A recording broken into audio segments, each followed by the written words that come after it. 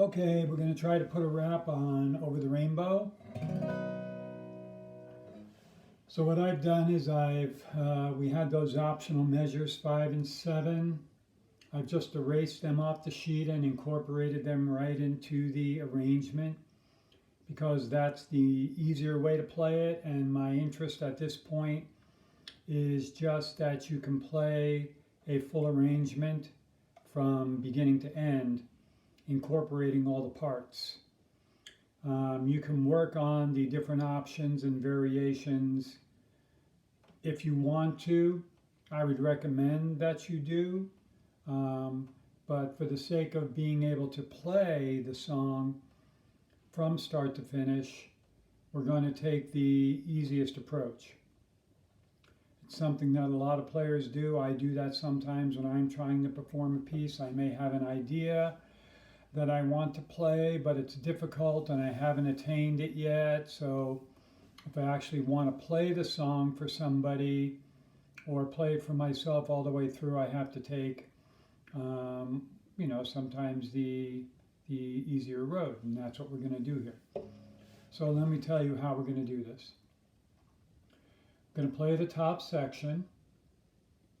Now every time that I go through on the 1, 2, on the third measure, I'm always going to go from the C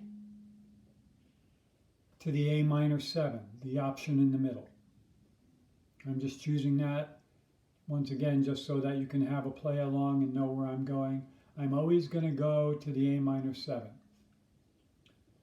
And when we get to the second measure in line 2, where the only thing tabbed is those 2 notes, I'm going to have my hand on an A minor 7 there. I'm going to play those 2 notes, but then I'm going to do that little light strum like we've talked about, just as a filler. And then strum the next chord, the A minor 7, O2, O1. Okay? So that's how I'm always going to play that measure. When I get to that A minor 7 there in the second measure of line 2, I'm always going to have my hand on the entire A minor 7, play the 2 notes for the melody, do the little chop strum. So I'm playing it through for the second time. I go to the second ending, then I go down to the bridge. I'm always going to play option 1, no, I'm going to play option 2 at the end of the bridge on the page 1. I'm always going to go to option 2, which is this B minor 7 to this E9 to this A minor to this D9. And I'll always be doing those little chop strums in between. Okay? So when I do the bridge on page 1, I'm going to go to option 2. Then I go back to the beginning, play through to the second ending, and then I'm going to go to the bridge variation on page 2. Play through to the D9, go back to the beginning again, play through to the second ending. In other words, the only time I'm doing the first ending is the first time I play through the song at the very beginning.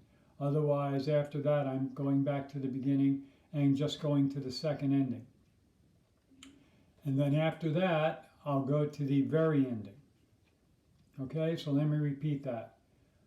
I play the song to the first ending, repeat, go to the second ending, play the bridge on page 1, option 2. Go back to the beginning, second ending, page 2 bridge. Go back to the beginning, second ending, play the ending. Okay? So let's give it a go. I might do it twice. I'm going to kind of say where I am as we're going along. Hopefully it doesn't interfere with the play along. So here we go. 1, 2, 3, 4.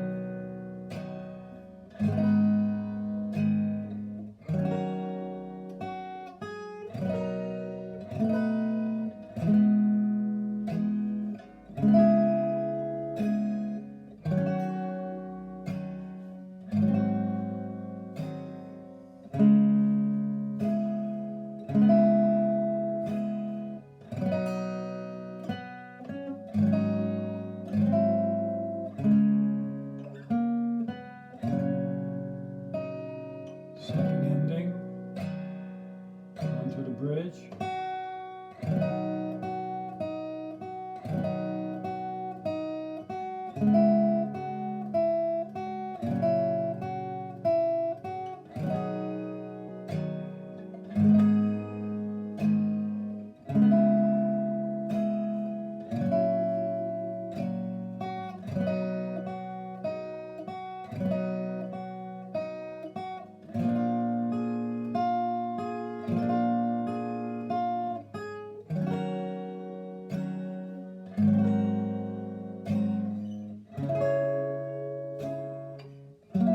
Back to the beginning.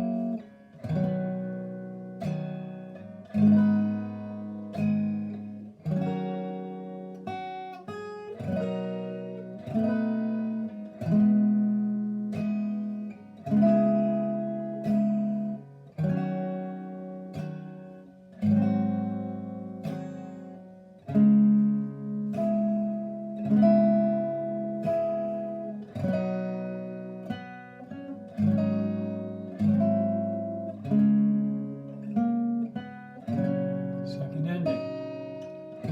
Going to the bridge variation.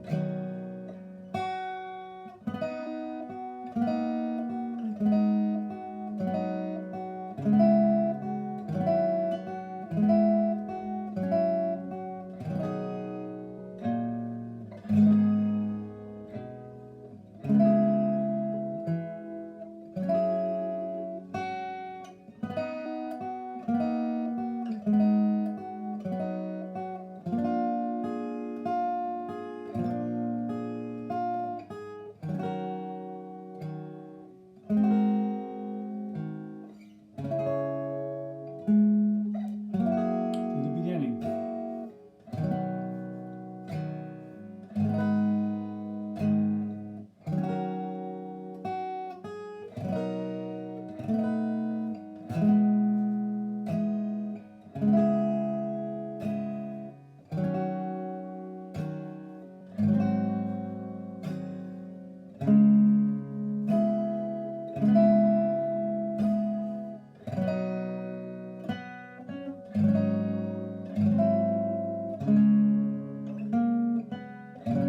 Second ending. Going to the very ending.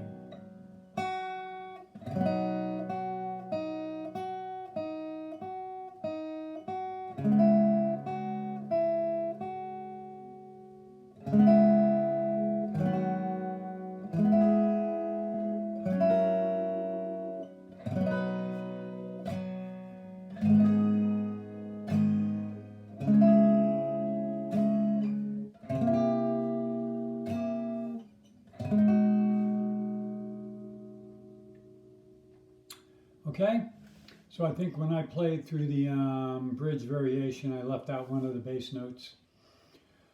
But you put the bass note in, even though I didn't, because you can. So that kind of puts a wrap on this and gives you a play along that you can have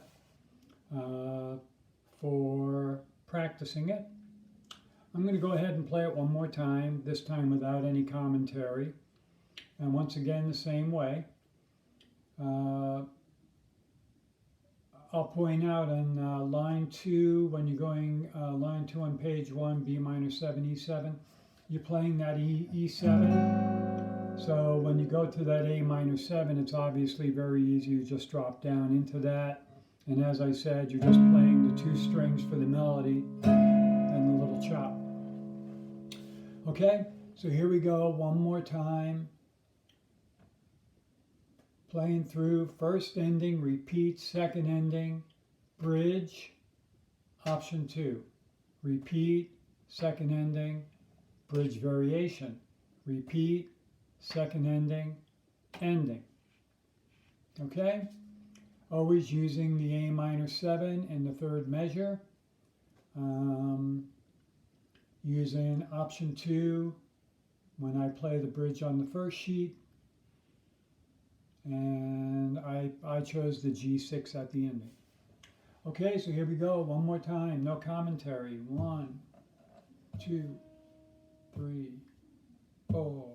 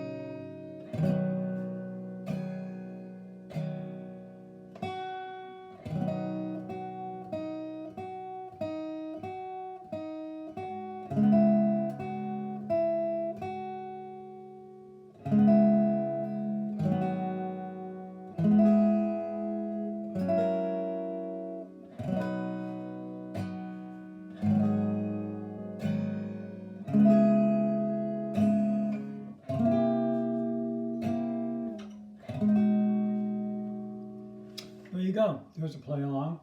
I'll mention a couple of other things I'm doing just to help you get a good sound. Like when I'll look at, as an example, line 2 on page 1, when I'm playing that B minor 7 to the E7, I drop down into that A minor 7. Now when I play those two notes, kind of doing a rest stroke right between, pick that as if it's one big fat string. And then your pick kind of comes to rest on the G string there. Then your little strum, and then your next. So when you're playing that, lay into that. And then, because you want to have a contrast between your melody notes and those little chop strums you're doing in between. I get to that next measure after the A minor 7 where I'm back on that G. Okay, I strum right down to that to that B note. And I'm holding that chord, then I play those two notes, rest strokes. What I mean by that is I play the open G, the pick comes to rest on the B string. I play the 2nd fret, the pick comes to rest. 1, 2, and.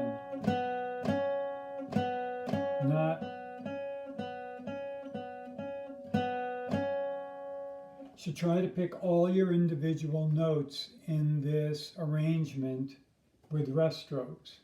Looking at the 3rd line where we have that A minor, that A 2-2. Then I'm going up to the 4th fret. I'm picking that 4th fret. My pick comes to rest on the G string, which happens to be the next note that I'm playing. So I just proceed right through there.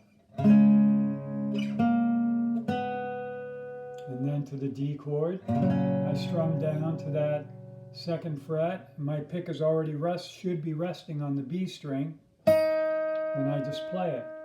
I'll play that measure again. The A minor, slide up, play the 4th fret. Pick is resting on the G string. Play the G string. Next chord, pick is resting on the B string. Play the B string. When I get to the bridge, as I am playing all those notes, all rest strokes, all those notes are on the B string, that 3-0-3-0, so you don't want to be like this. You want to be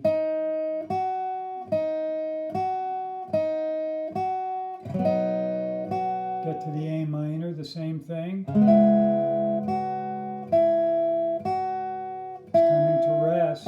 On that high E string. So on and so forth. Try to incorporate that in your playing. It gives much better definition to the arrangement if you use the rest strokes in the melody.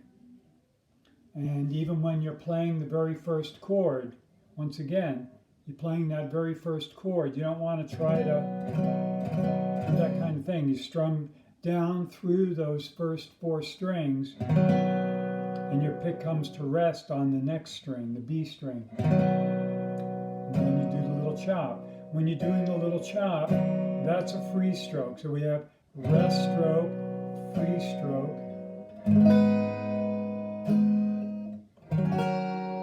Play these two notes as rest strokes.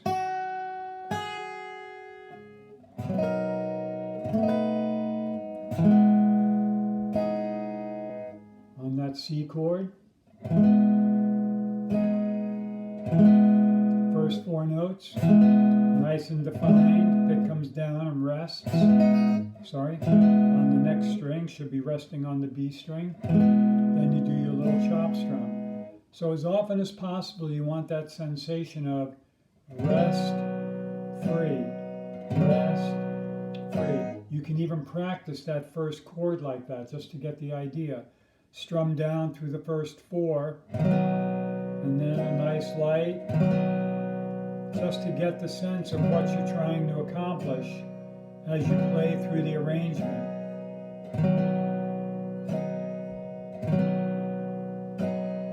Okay, so that's a wrap on that, and we'll move on to something new. Have a good one.